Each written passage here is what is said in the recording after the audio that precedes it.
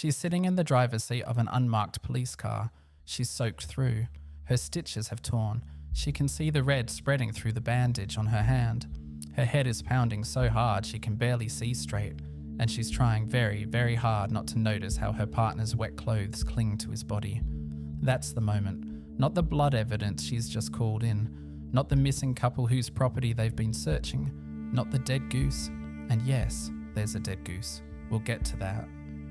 The moment is a 29-year-old detective sitting in the rain, injured and furious, watching a man she has every right to hate walk back towards the car, and feeling something she doesn't want to feel. That's what I want to talk about today.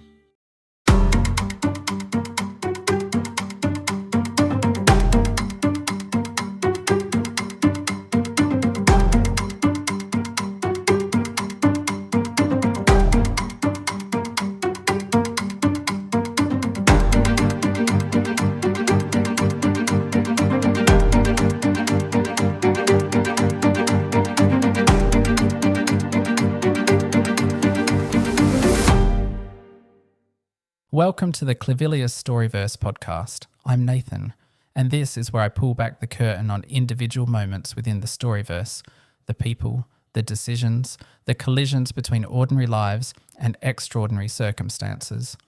Each episode, I take one moment and I unpack what's really going on beneath the surface.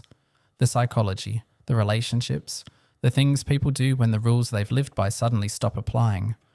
Today, a detective called Sarah Leahy, a missing couple in rural Tasmania, and the radio call that saved her from herself. Detective Leahy. Sarah Jane Leahy is 29 years old and she will be dead within 9 days. I need to say that up front because it changes the way you hear everything that follows. Every small complaint about her headache, every moment of frustration with her partner, every flash of self-awareness buried under professional bravado. It all sounds different when you know there's a clock running that she can't see. But Sarah doesn't know that.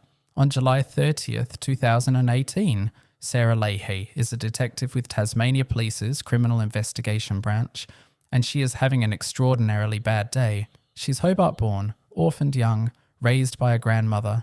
She became a cop because she needed structure, needed purpose, needed something that would let her channel the relentless, almost obsessive need to understand things that has driven her since childhood. And she's good at it. Genuinely, exceptionally good. The kind of detective who sees connections others miss, who won't let a thread go, who will drive herself into the ground before she'll walk away from a case. The problem is Carl Jenkins, her partner. And the word partner is doing a lot of heavy lifting here, because what Carl is to Sarah sits in a space that neither of them has ever managed to define cleanly. Professionally, they work. They have a rhythm, a shorthand, the kind of instinctive coordination that only develops between people who've spent serious time in the field together. Personally, it's a disaster. There's history between them, attraction, conflict, violence, unresolved tension that neither of them has the emotional vocabulary to address. And right now, today, in this moment, Sarah is furious with him, justifiably so. Something happened yesterday that fractured whatever fragile equilibrium they'd maintained, and she hasn't forgiven him, and she doesn't intend to, which makes it profoundly inconvenient that she can't stop looking at him. The Owens property. To understand what Sarah's doing sitting in a car in the rain with torn stitches, you need to know about Karen and Chris Owen. The Owens are, or were, a couple living in Collinsvale, which is a small rural community in the foothills of Canarney, about 25 kilometres northwest of Hobart. Apple orchards, winding roads, the kind of place where everyone knows everyone and nothing much happens. Until 3 days ago, when Karen and Chris Owen disappeared. Nobody knows where they went. Their house, a colonial-era cottage they'd renovated with meticulous environmental consciousness, sits empty. And when Sarah and Carl arrived to investigate, they found blood. That's the professional picture. Blood in the house, a missing couple, a property that's yielding more questions than answers.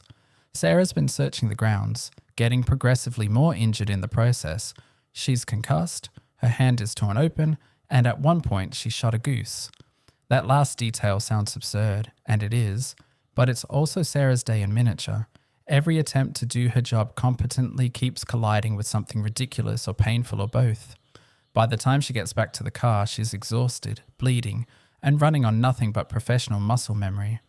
She picks up the dispatch radio and calls in forensics for the blood evidence. Her voice is steady, her hands are shaking. The gap between how she sounds and how she feels is enormous. The body betrays. This is where the moment gets complicated, because once the call is made, once the professional task is done, Sarah has nothing to do but wait, and Carl is walking back to the car. In Sarah's own account of this moment, she's brutally honest about what happens next. She watches him approach through the rain-streaked windscreen, and she notices things she doesn't want to notice. The way his wet trousers cling to his legs, the way his shirt molds to his arms. Physical details that her conscious mind is screaming at her to ignore because she's angry with him, because he hurt her, because finding him attractive feels like a betrayal of her own justified rage. And what's devastating about this is the self-awareness. Sarah isn't oblivious. She knows exactly what's happening. She names it in her own account with unflinching precision. Anger and attraction, resentment and residual affection, professional respect and personal hurt, all tangled together in ways she can't separate. She turns her head away. She forces her gaze elsewhere. She tells herself to focus on the job, but the body doesn't listen to instructions. That's the thing Sarah keeps running up against, over and over. She can will herself to be professional. She can discipline her voice, control her expression, maintain the outward appearance of competence, but she can't stop her eyes from tracking him across the car park. She can't stop the involuntary response to a man she's drawn to despite every rational reason not to be. This is what I find so striking about Sarah's account, not the attraction itself, which is ordinary enough, but the layers of self-recrimination wrapped around it. She's not just noticing Carl, she's noticing herself noticing Carl, and judging herself for it, and then trying to override the judgment with professionalism, and then failing, and then judging herself for the failure. It's an exhausting internal loop, and she's running it while concussed, bleeding, and sitting in a puddle of her own rainwater. The radio. And then the radio saves her. A dispatch call comes through. Speeding incident near Collinsville. Apparent drag race. Available units respond. And something happens inside Sarah that you can almost feel through her account. The fog lifts. The pain drops to the background. The tangled mess of attraction and anger and self-recrimination gets shoved into a drawer, and the drawer gets slammed shut. Because this she knows how to do. A pursuit. A clear objective. Protocols. Action. Something that doesn't require her to navigate the emotional wreckage of her partnership with Carl. She grabs the radio. Her injured hand protests the grip, but she doesn't care. City 632, we've got this. And there it is. 5 words, and Sarah Leahy is back. Not healed, not resolved, not fixed, but functioning. Pointed at something she can chase instead of something she can't escape. What happens next is genuinely thrilling. 2 cars scream past the Owens property. Carl's driving instincts kick in. The patrol car goes airborne over a rise in the road. Sarah catches a number plate through torrential rain. But that's a different moment. What matters here, in this one, is the pivot. The exact second when the radio crackled and Sarah stopped being a woman trapped in a car with her feelings and became a detective with somewhere to go. What the distraction tells us. The title of this moment in Sarah's account is Welcome Distractions. And I keep turning that phrase over because it's doing more work than it seems. A distraction is, by definition, something that pulls you away from where your attention should be. So when Sarah calls the dispatch call a welcome distraction, the question becomes, a distraction from what? From the investigation? From Carl? From herself? The answer is all 3, and that's what makes it so human. Sarah Leahy is a brilliant detective who cannot, in this moment, do the one thing the job actually requires: sit still and wait. Because sitting still means being alone with her thoughts, and her thoughts are full of a man she's furious with and attracted to and frightened of and dependent on all at once. The drag race call isn't just convenient, it's medicine. It replaces emotional complexity with operational clarity. It gives her a version of herself she can live with. The competent detective, the quick responder, the professional who says, "We've got this," with a steady voice and means it. But here's the thing that sits underneath all of that. The thing that Sarah herself doesn't acknowledge. She's choosing adrenaline over introspection. She's choosing pursuit over processing. And that pattern, reaching for the next crisis instead of sitting with the current one, is a thread that runs through everything Sarah does. It's what makes her exceptional at her job, and it's what makes her vulnerable in ways she can't see. 9 days from now, Sarah Leahy will be dead. She doesn't know that yet.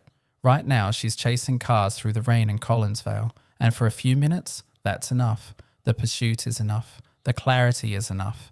The welcome distraction is doing exactly what she needs it to do. It's just not doing what she actually needs. And finally, next time on the Clivilius Storiverse podcast, we step into a different life, a different moment, a different corner of this world. That's how this works. Every episode is a window into a single moment and the ripples it sends through the lives around it. I'm Nathan. Thanks for listening.